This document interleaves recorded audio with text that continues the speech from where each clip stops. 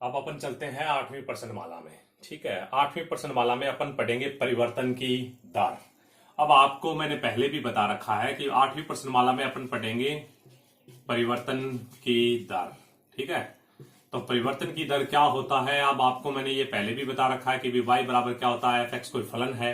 तो इस प्रकार का कोई भी फलन ले लिया, तो जैसे अपन ले y बराबर क्या ले लिया मैंने, जैसे x² + 1 ले लिया, तो अपन क्या लिखें, x बराबर 1 रखें तो y बराबर अपना बनता है 1 + 1 बराबर 2 बनता है। x बराबर 2 रखें तो फंक्शन में x बराबर 2 रखें तो 2 रखें 2 दूनी 4 + 1 बराबर क्या होता है 5। ठीक है, तो अब अपन जैसे जैसे देखते हैं कि भी x के मान रखते हैं, अपन x के भिन्न भिन्न मान रख रहे हैं, तो y के मान में y के मान भी अपने को मिल रहे हैं। देखिए x का मान 1 रखा, y का मान 2 मिला, x का मान 2 रखा, y का मान 5 मिला। तो जैसे अपन x में परिवर्तन कर रहे हैं, y में भी क्या हो रहा है, परिवर्तन हो रहा है। ठीक है, तो जैसे ही अपन x में परिवर्तन कर रहे हैं वैसे y में परिवर्तन हो रहा है, और ये जो परिवर्तन हो रहा है इसकी दर ज्ञात करनी है। ठीक है, इसकी दर को अपन क्या बोलते हैं, dy/dx बोलते हैं। ठीक है, तो यानी y में परिवर्तन नहीं, x के सापेक्ष किसमें परिवर्तन हो रहा है, y में परिवर्तन की दर। ठीक है, तो dy/dx इसी को बोलते हैं परिवर्तन की दर। तो यहां पे क्या हो रहा है कि y में परिवर्तन हो रहा है x के सापेक्ष। अगर अपन dy/dt लिखें तो y में परिवर्तन हो रहा है किसके सापेक्ष, t के सापेक्ष हो रहा है। ठीक है, तो ये दर है वो आपको ज्ञात करनी है, और परिवर्तन की जो दर है वो ऋणात्मक भी हो सकती है और धनात्मक भी हो सकती है। तो इसी पे आधारित जो कुछ क्वेश्चन है, जैसे 8.1 प्रश्नमाला में पहला क्वेश्चन है वो बता रहा हूं मैं आपको। ठीक है, तो पहला क्वेश्चन दे रखा है, देखिए वर्त के क्षेत्रफल में परिवर्तन की दर, इसकी त्रिज्या r के सापेक्ष ज्ञात कीजिए, जबकि r बराबर 3 सेमी और r बराबर 4 सेमी है। तो वर्त के क्षेत्रफल में परिवर्तन की दर ज्ञात करनी है। तो सबसे पहले हमने बता दिया कि वर्त के क्षेत्रफल में परिवर्तन की दर, तो वर्त का क्षेत्रफल क्या होता है अपना, तो वर्त का क्षेत्रफल होता है πr²। ठीक है, इसको अपन बोल देते हैं a बराबर क्या है, πr²। अब हमें क्या है, क्वेश्चन में ये दे रखा है कि क्या वर्त के क्षेत्रफल में परिवर्तन की दर, इसकी त्रिज्या r के सापेक्ष ज्ञात कीजिए। अब हमें किसके सापेक्ष ज्ञात करना, r के सापेक्ष ज्ञात करना है। यानी कहने का मतलब है r के सापेक्ष का मतलब है जो अवकलन करेंगे वो अपन r के सापेक्ष करेंगे। ठीक है, तो इसका अवकलन r के सापेक्ष कर दिया, तो dA/dr बराबर में आगे लिख दिया हमने dA/dr, r के सापेक्ष इसका अवकलन करेंगे तो ये बनेगा 2πr। अब क्या है, कब निकालना है, तो इसने दो कंडीशन दे रखी है, जब r बराबर 3 हो तो इसमें r बराबर 3 रख देते हैं, तो dA/dr, तो r बराबर 3 रख दिया तो ये हुआ अपना 2π × 3 बराबर हुआ 6π। अब दूसरा क्वेश्चन दे रखा है कि जब r बराबर क्या हो, 4 हो, तो अपन लिख देते हैं dA/dr, और इसमें रख देते हैं r बराबर 4 रखें, तो 2π × 4 बराबर हुआ अपना 8π हुआ। ठीक है, तो ये हुआ, तो ये अपना क्वेश्चन दे रखा था, परिवर्तन की दर ज्ञात करनी है, किसके सापेक्ष, r के सापेक्ष ज्ञात करनी है। तो क्वेश्चन दे रखा था अपने को वर्त के क्षेत्रफल में, तो वर्त के क्षेत्रफल में परिवर्तन की दर, इसकी त्रिज्या r के सापेक्ष ज्ञात कीजिए। तो सबसे पहले हमने क्या ले लिया, वर्त का क्षेत्रफल ले लिया, वर्त के क्षेत्रफल का नाम दे दिया भी a बराबर एरिया, क्षेत्रफल को अंग्रेजी में बोलते हैं एरिया, इसलिए a बराबर ले लिया πr²। अब हमें क्या करना है कि r के सापेक्ष परिवर्तन की दर ज्ञात करनी है, तो इसका r के सापेक्ष अवकलन कर दिया। ठीक है, तो 2πr हुआ। अब अपन क्या करते हैं कि dA/dr 2πr हुआ। अब हमें कब ज्ञात करना है, जब r बराबर कितना हो, 3 हो, r बराबर 4 हो। जब r बराबर 3 है तो परिवर्तन 6π हुआ, और r बराबर 4 है तो परिवर्तन कितना हुआ, 8π हुआ। ठीक है, तो ये आप क्वेश्चन है वो किताब में से देख लेना, मैं सिर्फ और सिर्फ इसके सॉल्यूशन बता रहा हूं आपको। ठीक है, क्वेश्चन नंबर 2 बता रहे। अब क्वेश्चन नंबर 2 कहता है कि भी एक कण वक्र y बराबर 2/3 x³ + 1 पर चलता है। एक कण है, ये जो वक्र दे रखा है 2/3 x³ + 1। ठीक है, ये कोई वक्र है, ये कोई वक्र दे रखा है। ठीक है, और इस वक्र पे कोई कण चल रहा है, कोई कण है वो इसके ऊपर क्या है, चल रहा है। किसी समय यहां है, कि थोड़ी समय बाद यहां है, थोड़ी समय बाद यहां पहुंच गया, थोड़ी समय पश्चात यहां पहुंच गया, इस प्रकार से बता रहा है। तो वक्र पर उन बिंदुओं को ज्ञात कीजिए जहां y में परिवर्तन की दर। अब आपको पता होना चाहिए कि इसमें कंडीशन दे रखी है कि y में परिवर्तन की दर, y में परिवर्तन, ठीक है, परिवर्तन की दर बराबर है क्या, एक्स में परिवर्तन की दर की दोगुनी है। एक्स में परिवर्तन की दर दोगुनी है।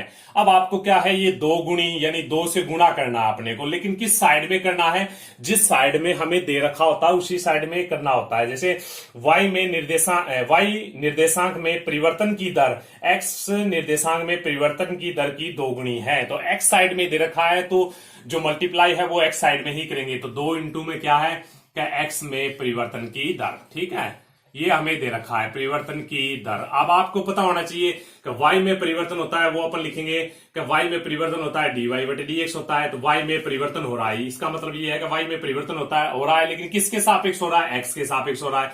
अगर अपन इस प्रकार से लिखें dx अपॉन dt, तो इसका मतलब ये है कि x में परिवर्तन हो रहा है, लेकिन किसके सापेक्ष हो रहा है, t के सापेक्ष हो रहा है, ठीक है।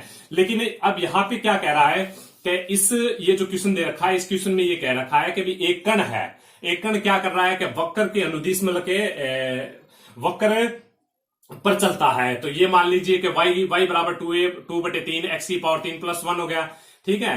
तो ये जो वक्र दे रखा है, इस वक्र पे कोई कण चल रहा है, तो ठीक है। अब आप मान लीजिए कि कोई कण यहां है या फिर मतलब थोड़े समय पश्चात। अब आपको पता है कि भी कण है, चाहे आगे की तरफ गति करो चाहे पीछे की तरफ। अब अपन समझ लेते हैं कि भी ये कण है वो वक्र के ऊपर आगे की तरफ चल रहा है, ठीक है। तो अब ये कण आगे की तरफ चल रहा है तो थोड़े समय पश्चात, यानी बात किसकी आ रही है, थोड़े समय पश्चात, कुछ समय पश्चात ये कण यहाँ पे होगा, थोड़े समय पश्चात यहाँ पे होगा, थोड़े समय पश्चात यहाँ पे होगा। जैसे अपन चल रहे हैं, यहाँ पे खड़े हैं, ठीक है। अब यहां से चलेंगे तो आपको पता है कि जैसे ही अपन समय बीतेगा, यानी कुछ सेकंड या कुछ टाइम बीतेगा, तभी तो अपना कुछ दूरी तय करेंगे। तो यहाँ पे ये कण है क्या कर रहा है, इस वक्र पे चल रहा है। तो थोड़े समय पश्चात यहाँ है, तो कुछ समय पश्चात यहाँ है, फिर कुछ समय पश्चात यहाँ है, तो कुछ समय पश्चात यहाँ है। तो ये जो दूरी में जो परिवर्तन हो रहा है वो किसके सापेक्ष हो रहा है, समय के सापेक्ष हो रहा है। यानी y में जो परिवर्तन हो रहा है या x में जो परिवर्तन हो रहा है वो क्या हो रहा है, अपना x के सापेक्ष हो रहा है, ठीक है। अब आपको पता है कि जब अपन कोऑर्डिनेट प्लेन लेंगे तो अब आपको क्या करना है कि जैसे पॉइंट यहाँ पे था सबसे पहले, तो यहाँ पे कुछ निर्देशांक अलग होंगे, y निर्देशांक अलग होगा, x अलग होगा। अब यहाँ पे बात करें तो y अलग होगा, x अलग होगा। तो थोड़े समय पश्चात यहाँ होगा तो y अलग होगा, x अलग होगा। इसी प्रकार यहाँ देखें तो y अलग होगा, x अलग होगा। थोड़े समय पश्चात यहाँ देखें तो भी क्या होगा, y अलग होगा और x अलग कुछ अलग होगा। यानी ये पॉइंट कुछ 3-4 होगा, तो ये पॉइंट 3-4 नहीं हो सकता, ये पॉइंट 2 या 1 होगा, जो भी कुछ भी हो सकता है, ठीक है, इससे कम होगा, ठीक है। तो कहने का मतलब मेरा क्या है कि यहाँ पे जो x और y में जो परिवर्तन हो रहे हैं वो किसके सापेक्ष हो रहे हैं, t के सापेक्ष हो रहे हैं, समय के सापेक्ष हो रहे हैं। क्योंकि कण क्या कर रहा है, वक्र के ऊपर गति कर रहा है, और वक्र के ऊपर जब गति कर रहा है तो जैसे ही समय बीतेगा तभी तो वो आगे सरकेगा, तभी तो वो कण आगे गति करेगा, ठीक है। तो y में जो परिवर्तन हो रहा है उसको अपन लिखेंगे dy अपॉन dt, बराबर में 2 अपना है ही, x में जो परिवर्तन हो रहा है उसको लिखेंगे dx अपॉन dt। अब आपको क्या करना है कि मान लीजिए कि कण यहां था, अब यहां पहुंच गया है कण, ठीक है। यहाँ पे आपको x और y के निर्देशांक ज्ञात करने हैं, x और y का जो मान है वो ज्ञात करना है। ये अपने पास कंडीशन आ गई कि y में जो परिवर्तन है बराबर क्या है, 2 इंटू में x में परिवर्तन, y में परिवर्तन है उसको अपन dy बटे dt लिख दिया, बराबर में x में जो परिवर्तन है उसको dx अपॉन dt लिख दिया, ठीक है। अब अपन को ये समीकरण नंबर 1 ले लेते हैं, इस समीकरण को 2 ले लेते हैं। अब हमने क्या किया, समीकरण 1 का x के साथ नहीं सॉरी t के सापेक्ष, यहाँ पे t के सापेक्ष अवकलन है तो t के सापेक्ष अवकलन करना पड़ेगा, ठीक है। x के सापेक्ष नहीं करेंगे अपन। अब यहाँ पे क्या करेंगे, y का t के सापेक्ष अवकलन करेंगे, तो y का अवकलन होगा dy अपॉन dt, बराबर में अब अपन लिखेंगे 2 बटे 3, x की पावर 3 का करेंगे तो 3x स्क्वायर करेंगे। अब x का किसके सापेक्ष अवकलन कर रहे हैं, अपन t के सापेक्ष अवकलन कर रहे हैं, तो x का अवकलन करेंगे तो लिखेंगे dx अपॉन dt, ठीक है। तो 3 से 3 कैंसिल हुआ तो dy अपॉन जो dt है वो क्या हुआ, अपना 2x स्क्वायर ये हुआ dx अपॉन dt हुआ। अब अपन क्या करेंगे कि इसमें ये मान रख देते हैं, इसमें ये मान रखेंगे तो देखिए समीकरण 2 में ये मान रखें तो ये बनता है 2x square dx upon dt, और बराबर में बनता है 2 इंटू में dx अपॉन dt। तो देखिए 2 से 2 कैंसिल हो गया, dx अपॉन dt से dx अपॉन dt कैंसिल हो गया, तो x स्क्वायर बराबर कितना बचा, 1 बचा।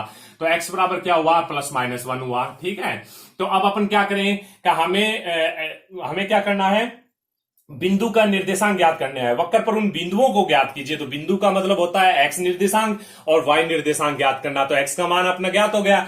अब देखिए x बराबर 1 है, ये मान अपन समीकरण 1 में रख देते हैं, तो y बराबर क्या मिला, 2 बटे 3 और 1 की पावर 3 प्लस 1 हुआ, तो ये हुआ y बराबर हुआ 2 बटे 3 प्लस 1 हुआ, टोटल हुआ अपना 3 2 5, 5/3 हुआ। तो पहला बिंदु बोला 1 और 5/3, पहला निर्देशांक तो ये हुआ। ठीक है, तो यानी ये एक ऐसा बिंदु है जिसपे जिसपे क्या है, y में परिवर्तन की दर क्या है, 2 गुनी है किसके, x में परिवर्तन की। अब अपना दूसरा पॉइंट प्राप्त हुआ था, देखिए कौन सा अपना दूसरा पॉइंट प्राप्त हुआ था, x बराबर -1। ये भी मान वक्र एक में रखें तो y बराबर ये बनता है 2/3 और -1 की पावर 3 + 1 लिख देते हैं। तो y बराबर क्या हुआ, -2/3 + 1 हुआ। इसको सरल करें तो y बराबर हुआ कितना, 1/3 हुआ। तो दूसरा पॉइंट अपना क्या हुआ, -1 और 1/3 हुआ। ठीक है, तो ये क्वेश्चन नंबर क्या था अपना, 2 था। अब अपन इसी प्रकार से आगे क्वेश्चन नंबर 4 करते हैं एक बार। ठीक है, क्वेश्चन नंबर 4 करते हैं, छोटे छोटे सवाल करने की कोशिश करते हैं ताकि ये बातें समझ में आए कि करना क्या है। अब हमें दे रखा है कि भी एक परिवर्तनशील घन का किनारा। अब अपने को कोई घन लेना है, जैसे ये आपने घन ले लिया। ठीक है, तो ये घन ले लिया, तो अब हमें क्या कह रहा है, ये घन क्या, एक परिवर्तनशील घन का किनारा।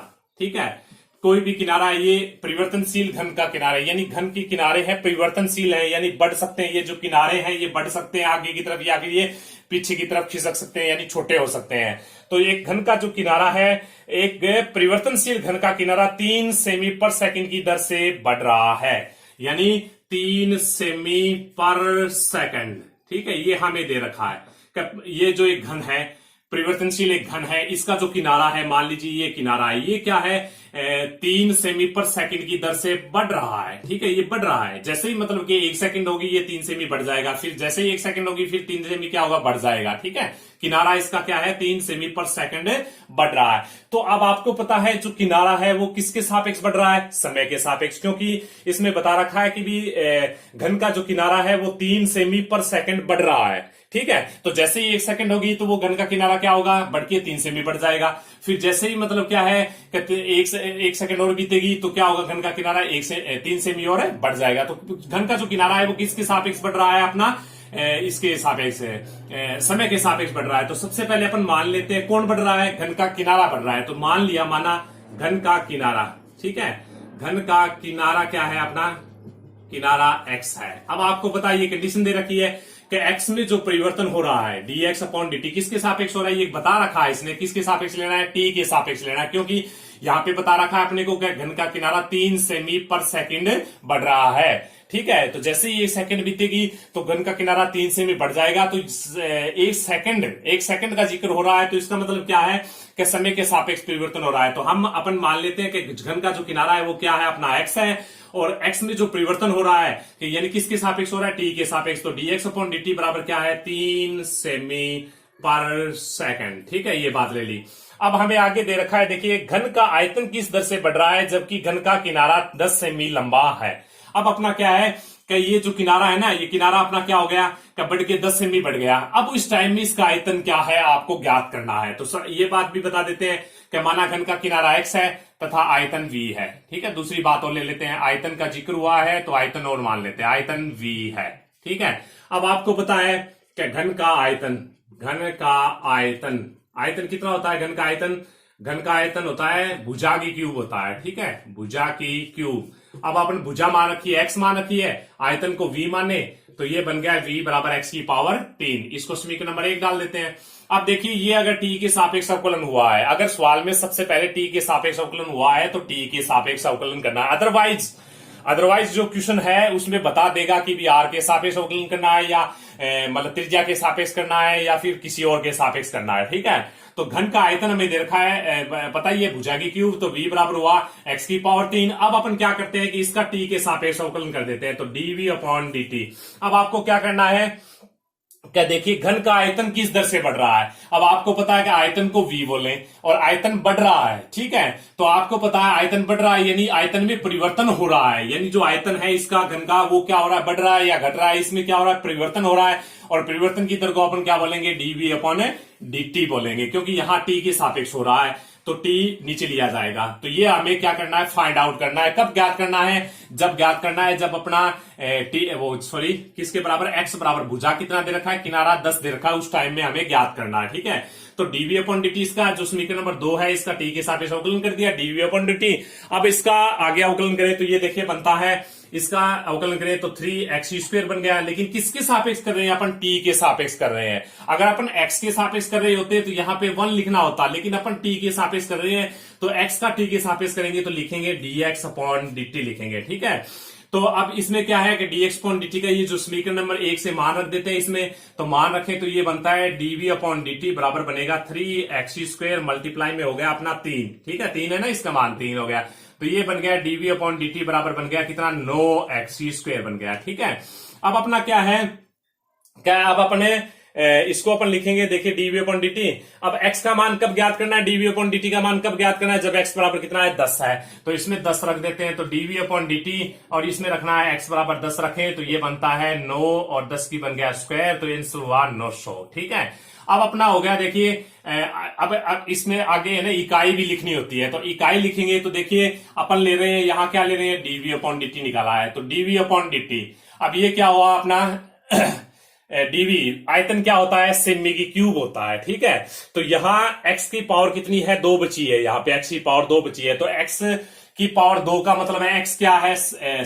x क्या है? अपना घन का किनारा है, और घन का किनारा 2 बार लिखना है, तो यानी सेमी को 2 बार लिखेंगे, सेमी गुणा में सेमी लिखेंगे तो क्या बनेगा? सेमी की स्क्वायर बनेगा, तो ये आंसर आएगा सेमी की क्यूब पर सेकंड। सॉरी गलत लिख दिया मैंने, गलत बात पढ़ लिया मैंने, ऐसे नहीं लिखना होता है, ऐसे लिखेंगे। देखिए dv/dt। ठीक है, तो dv/dt को कैसे लिखेंगे कि v क्या होता है? आयतन होता है। आयतन को अपन क्या बोलेंगे? क्यूब में लिखा जाता है, क्षेत्रफल स्क्वायर में लिखा जाता है, आयतन क्यूब में लिखा जाता है। तो आयतन यहाँ पे किस में चल रहा है? सेमी चल रहा है, तो अपन आयतन को लिखेंगे सेमी की क्यूब, और फिर बट्टे को लिखेंगे पर, और टी क्या होता है? सेकंड। टी समय है, यहाँ पे समय क्या ले रखा है? सेकंड में लिया हुआ है, तो अपन लिखेंगे सेकंड। तो ये जो इकाई आएगी ये आएगी सेमी की क्यूब पर सेकंड आएगी। ठीक है, ये आंसर हुआ अपना 4 नंबर क्वेश्चन हुआ। अब इसी प्रकार से अपन 5 नंबर क्वेश्चन करते हैं। देखिए 5 नंबर क्वेश्चन में अपन चले तो 5 नंबर क्वेश्चन अपने को कहता है, क्वेश्चन नंबर 5 देखिए, क्वेश्चन नंबर 5 हमें कहता है कि एक गुब्बारा जो सदैव गोलाकार रहता है, एक पंप द्वारा 900 सेमी की क्यूब गैस प्रति सेकंड भरकर फुलाया जाता है। एक गुब्बारा जो सदैव क्या रहता है? गोलाकार रहता है। अपन गुब्बारे को क्या करना है? पंप से भरना है। ठीक है, पंप से उसमें गैस भर रहे हैं, तो वो गैस है वो क्या हो रही है? क्या 900 सेमी की क्यूब गैस प्रति सेकंड भरकर फुलाया जाता है। तो ये हमें दे रखा है, देखिए क्वेश्चन में दे रखा है 900 सेमी की क्यूब पर सेकंड। अब आपको पता होना चाहिए क्या है, कभी देखिए ये गुब्बारा था, ये फुला हुआ है, इसमें गैस भरा के भरेंगे तो ये क्या होगा? अपना बड़ा हो जाएगा। ठीक है, और गैस भरेंगे तो ये गुब्बारा क्या हो जाएगा? फूल के और बड़ा हो जाएगा। तो अब क्या हो रहा है इसमें? देखिए इसका आयतन छोटा था, इसका आयतन इससे क्या हो गया? बड़ा हो गया। इसका जो आयतन है इससे क्या हो गया? बड़ा हो गया, बड़ा हुआ है। आयतन में क्या हो रहा है? परिवर्तन हो रहा है। जैसे अपन गुब्बारे में गैस भरेंगे तो आपको पता होना चाहिए कि उसके आयतन में क्या होगा? परिवर्तन होगा। तो ये हमें दे रखा है कि आयतन में परिवर्तन दे रखा है, तो किसके सापेक्ष लेना है? ये देखिए सेकंड आ रहा है, तो हमें किसके सापेक्ष? टी के सापेक्ष लेना है। तो आयतन ले लिया, तो dv/dt ले लिया, तो बराबर में ले लिया 900 सेमी ले लिया, सेमी की क्यूब पर सेकंड। ठीक है, ये ले लिया। अब अपने को क्या करना है आगे? क्या गुब्बारे की त्रिज्या में परिवर्तन की दर, गुब्बारे की त्रिज्या में। अब गुब्बारे की त्रिज्या आपको पता है कि ये गुब्बारा है, गुब्बारे की त्रिज्या को अगर अपना आर मानेंगे तो त्रिज्या क्या बन जाएगी? अपनी आर बन जाएगी। तो इस आर में क्या परिवर्तन हुआ? देखिए पहले गुब्बारा ये था, ठीक है, अब देखिए इसकी त्रिज्या कुछ मान लेते हैं, जैसे R1 मान लेते हैं। अब इसमें क्या किया हमने? हवा भरी, तो इसमें हवा भरेंगे तो ये बड़ा होगा। ठीक है, तो इसके आयतन में आपको पता है कि इसके आयतन में क्या हुआ है? परिवर्तन हुआ है। तो इसकी आयतन में परिवर्तन कब हुआ है? तब त्रिज्या भी बड़ी होगी, तो इसकी त्रिज्या क्या मान लेते हैं? R2 मान लेते हैं। ठीक है, एक बार के लिए। अब हमें क्या करना है कि इसकी त्रिज्या में क्या परिवर्तन हुआ? पहले त्रिज्या R1 थी, अब त्रिज्या कितनी हुई? R2 हुई है। इस त्रिज्या में क्या परिवर्तन हुआ है उसको अपने को ज्ञात करना है। ठीक है, जबकि त्रिज्या 15 सेमी है। ठीक है, त्रिज्या के परिवर्तन की दर ज्ञात कीजिए, जबकि त्रिज्या क्या है? 15 सेमी है। तो त्रिज्या में परिवर्तन अपना क्या होता है? मैंने आपको बता दिया कि dr/dt ज्ञात करना है। कब ज्ञात करना है? जब r बराबर क्या है? 15 है। ठीक है, अब अपन इसी सवाल को आगे करते हैं। तो देखिए सबसे पहले मान लेते हैं हमारा गोलाकार गुब्बारे की त्रिज्या। ठीक है, सबसे पहले अपन मान लेते हैं गोलाकार गुब्बारे की त्रिज्या हमने मान ली कभी r है। ठीक है, तथा आयतन v है। अब आपको पता होना चाहिए। ठीक है, तो ये समीकरण नंबर 1 ले लिया। ये हमें क्या करना है, फाइंड आउट करना, हमें ज्ञात करना है। तो हमने ये बात ली थी, देखिए गुब्बारे का आयतन, ठीक है, गुब्बारे का आयतन, आयतन, तो गुब्बारे का आयतन को अपन क्या बोल सकते हैं, वी बोल सकते हैं, क्योंकि आयतन को हमने वी बोला है। तो गुब्बारे का आयतन वी बराबर, अपने को पता है कि गुब्बारे का मतलब गोला होता है। गुब्बारे का मतलब क्या होता है, गोला। गोले का आयतन क्या होता है, 4/3 पाई आरगी क्यूब ले लिया, ठीक है। अब हमें क्या करना है, देखिए डीवी अपॉन dt आ रहा है, तो इसका मतलब इसमें डीवी अपॉन dt ज्ञात करना है। तो इसका टी के सापेक्ष अवकलन कर दिया, तो टी के सापेक्ष अवकलन करेंगे तो डीवी अपॉन dt। अब हमें क्या करना है कि 4π/3, ये कांस्टेंट राशि है, ठीक है, इसको बाहर ले लेते हैं, साइड में ले लेते हैं। आर की पावर 3 का करना है, आर की पावर 3 का करेंगे तो पावर आगे आ जाएगी, एक पावर कम कर देंगे। ये तो किसका हुआ, पावर का हुआ। अब आर का किसके सापेक्ष करना है, टी के सापेक्ष करना है, तो आर का टी के सापेक्ष करेंगे तो डी आर अपॉन क्या लिखेंगे, dt लिखेंगे, ठीक है। अब हमें ये तो ज्ञात करना है, ये बता है। अब हमें इसका मान दे रखा है, तो ये मान इसमें रख देते हैं। तो ये तो हुआ अपना कितना, 900, बराबर में ये हुआ अपना 3 से 3 कैंसिल हो गए, 4πr², ये हुआ dr अपॉन dt हुआ, ठीक है। और आगे अपन सरल करें तो dr अपॉन dt ज्ञात कर लिया, तो बराबर में इसका भाग दे देते हैं, ये हुआ अपना 900 और बटे में क्या हुआ, 4πr² हुआ, ठीक है। अब अपन लिखे देखिए dr अपॉन dt बराबर में, अब अपन लिखे देखिए r का मान क्या है, r का मान रख देते हैं, r बराबर 15 है, तो r का मान लिखे, r बराबर 15 रख देते हैं। तो ये तो हुआ अपना 900, फिर हुआ 4π और यहाँ पे हुआ 15² हुआ। इसको और आगे सरल करें तो ये तो हुआ 900 बटे में 4π, 15² होता है 225, 225 को अगर अपन 4 से मल्टीप्लाई करें तो ये बनता है 900। तो आंसर हुआ कितना, 1/π बना, जो dr/dt और r बराबर 15, जो आंसर हुआ वो क्या हुआ अपना, 1/π हुआ, 1/π। अब बात आती है इसके इकाई की बात करें तो इकाई r क्या है अपना, r क्या है, त्रिज्या है, और त्रिज्या किसमें होती है, सेमी, ठीक है, सेमी।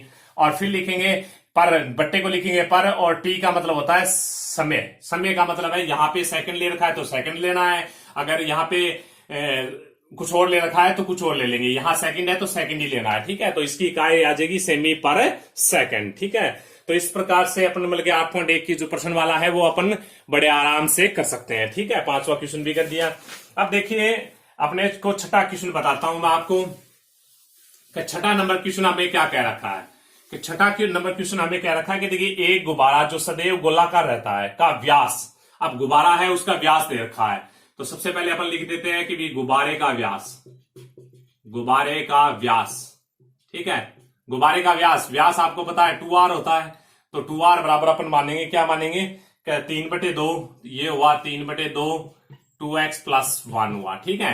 अब हमें क्या करना है, त्रिज्या ज्ञात करनी हो तो कैसे ज्ञात करेंगे, आपको पता है कि 2 का भाग देना है, तो 3 बनेगा 4, तो त्रिज्या r बराबर क्या बनेगा, 3/4, ये बन गया 2x + 1, ठीक है। इसके आयतन में परिवर्तन की दर x के सापेक्ष ज्ञात करनी है। जो आयतन है उसमें परिवर्तन की दर, जो आयतन है, आयतन कौन है, गुब्बारे का आयतन अपन v माने, तो गुब्बारे में आयतन में जो परिवर्तन होगा उसको क्या बोलेंगे, dv अपॉन बोलेंगे। लेकिन किसके सापेक्ष लेना है, x के सापेक्ष लेना है, यानी dv अपॉन dx ज्ञात करना है, ठीक है।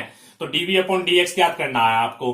तो सबसे पहले अपन कह देते हैं कि वे माना गुब्बारे की त्रिज्या r है, गुब्बारे माना गुब्बारे की त्रिज्या तो बोल दी हमने r है, तथा आयतन v है, ठीक है, तथा आयतन v है, ये बात आ गई अपनी, ठीक है। अब हमें क्या करना है कि गुब्बारे की त्रिज्या हमने ज्ञात कर ली, r बराबर ये है। अब अपन ले लेते हैं v बराबर गुब्बारे का आयतन, यानी गुब्बारे का आयतन कितना हुआ, गुब्बारा होता है गोला, गोले का आयतन होता है v बराबर हुआ 4/3 पाई r की पावर 3। अब हमें क्या करना है, देखिए v का x के सापेक्ष अवकलन करना है, ठीक है।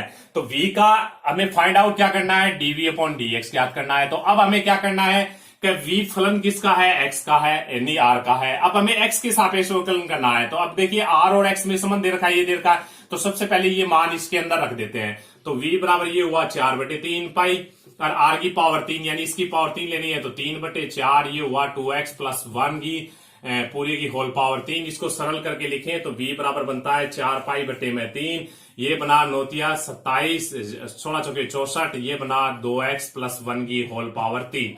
इसको कैंसिल करें तो ये तो 9 हुआ, इसको कैंसिल करें तो क्या हुआ, 16 हुआ। तो v बराबर हुआ 9π अपॉन कितना हुआ, 16 हुआ, ठीक है। इसको लिखे 2x + 1 की होल पावर 3।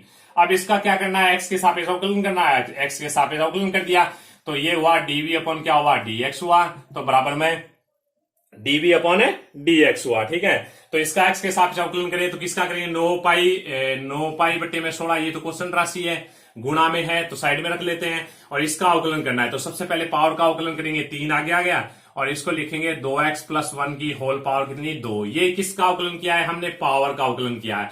अब 2x प्लस 1 का अवकलन करेंगे तो कितना होगा 2 और आएगा, ये 2 हुआ। ठीक है, तो इसको सरल करेंगे तो डीवी अपॉन डीएक्स हुआ, तो 9 27, ये तो 27 पाई हुआ ऊपर, और नीचे इससे ये कैंसिल हो गया, ये 8 बनाएगा, इससे कैंसिल हो गई तो ये बन गया 27 बटे 8, ये हो गया 2x प्लस 1 की होल स्क्वायर। तो ये अपना डीवी अपॉन डीएक्स का जो मान है वो फाइंड आउट हो गया है। ठीक है, तो बाकी क्वेश्चन अपन नेक्स्ट वीडियो में करेंगे। ओके, धन्यवाद।